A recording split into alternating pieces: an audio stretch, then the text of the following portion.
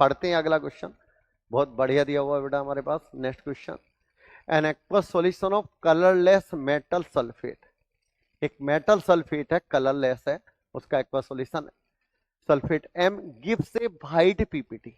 एक बार डायग्राम बनाना पड़ेगा बच्चों, बना लेते हैं हम लोग। N aqueous solution of colourless metal sulphate, यहां पर लिख लेते हैं मेटल सल्फेट, उसका ले लेते हैं बेटा एक्वस सॉल्यूशन,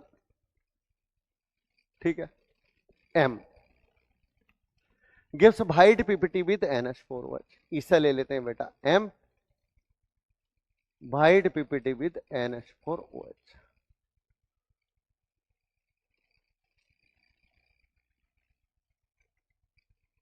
ठीक है, this is soluble in axis of NH4OH, यानी कि वाइट पीपीटी NH4OH को अगर एक्सिस में डाल दिया जाए तो सोल्यूबल हो जाता है, तो सोल्यूबल हो जाता है। अगला बढ़ते हैं, on passing H2S through this solution A white PPT is form. अगर इस सॉल्यूशन में H2S पास कर दी जाए तो हमें कैसा पीपीटी मिल जाता है बेटा? वाइट पीपीटी मिल जाता है। कुछ कुछ आ रहा है कि कुछ समझ में? मुझे समझ में आ रहा है कि H2S अगर पास की है तो ये रेडिकल या तो फोर्थ ग्रुप का होना चाहिए या सेकंड ग्रुप का होना चाहिए। फोर्थ ग्रुप में, अच्छा, अब क्योंकि जैसी H2S पास करेंगे सल्फाइड बनेगा, यानी कि यहां जो है वो मेटल सल्फाइड होगा, और मेटल सल्फाइड व्हाइट जो होता है, मेटल सल्फाइड अगर है और व्हाइट कलर पीपीटी आ रहा है तो वो जिंक का होगा, ये कंफर्म हो गया। क्योंकि ZnAC व्हाइट होता है, सारे सल्फाइड अपन पे अलग कलर के होंगे, कोई अपन पे यानी कि ब्लैक होगा, कोई अपन येलो होगा, कैडमियम सल्फाइड होता है। सेकंड ग्रुप में अपन एक ब्लैक होता है, बहुत सॉरी एक अपन येलो होता है, बाकी ब्लैक होते हैं। फोर्थ ग्रुप में दो ब्लैक होते हैं, एक व्हाइट होता है, एक बफ कलर होता है। तो अपन ये जिंक होगा, जिंक का ही कंफर्म बैठ रहा है। आगे बढ़ते हैं, पहले एक बार और कंफर्म कर लेते हैं। अपन इन सब में से पहले जिंक को रख के देखते हैं हम। तो जिंक सल्फेट ले लिया हमने, चलिए अपन एक बार बना के देखते हैं diagram. Zinc sulphate aqueous solution ले लिया हमने बेटा, उसमें अमोनिया डाल दिया, जिंक हाइड्रोक्साइड बन जाएगा। व्हाइट पीपीटी है, बिल्कुल व्हाइट है।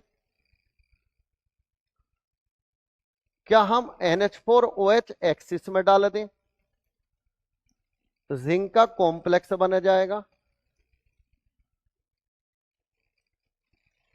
सोल्यूबल है, बिल्कुल सोल्यूबल है। फिर हमने इसके अंदर H2S डाल दिया, ZnS का अपन पे व्हाइट पीपीटी बन जाएगा, जो कि चाहिए हमें। हाँ भाई, यही है, कंफर्म है। रिएक्शन में जिंक बैठता है, पहले जिंक को टिक कर देता हूं। क्या कैल्शियम हो सकता है?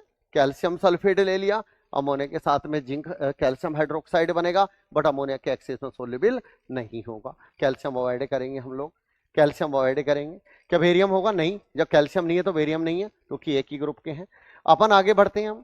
क्या एल्यूमिनियम हो सकता है? एल्यूमिनियम एक बार चेक करते हैं। एल्यूमिनियम सल्फेट एक्वस में अमोनिया डाला, ELOH होल थ्राइस होगा, एक्सिस में सोल्यूबल होगा, बट H2S के साथ कोई टेस्ट नहीं देगा।